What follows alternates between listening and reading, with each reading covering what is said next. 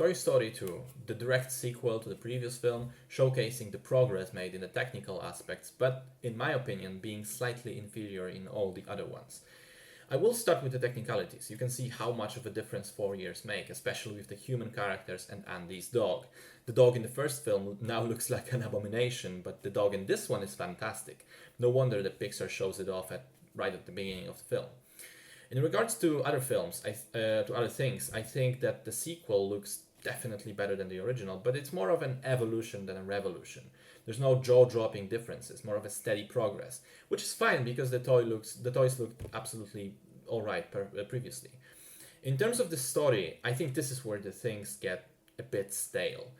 This time around, Woody gets stolen by a collector who wants to sell him off to a museum, and Buzz, together with other toys, mount a rescue operation. I think it very much feels like a rehash of the first film with the roles kind of reversed, but it loses that main charm of the buddy relationship between the two central characters. For almost the entire runtime, Woody and Buzz are completely separated, and their relationship isn't that much of a factor.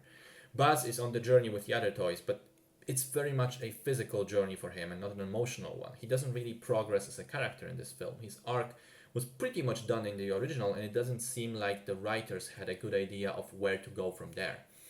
On the other hand, Woody goes through some changes, but I think his decisions, his flip-flopping on whether he wants to return home to Andy or go to the museum with his new friends, they do kind of feel forced and rushed and surface level. They're made fast and without proper justification, and I think especially the first time he accepts his fate, it kind of undermines his development in the previous film.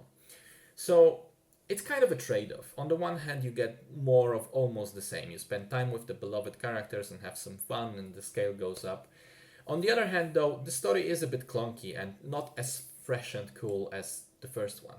To me, it's still fine, but just not as amazing as the first Toy Story.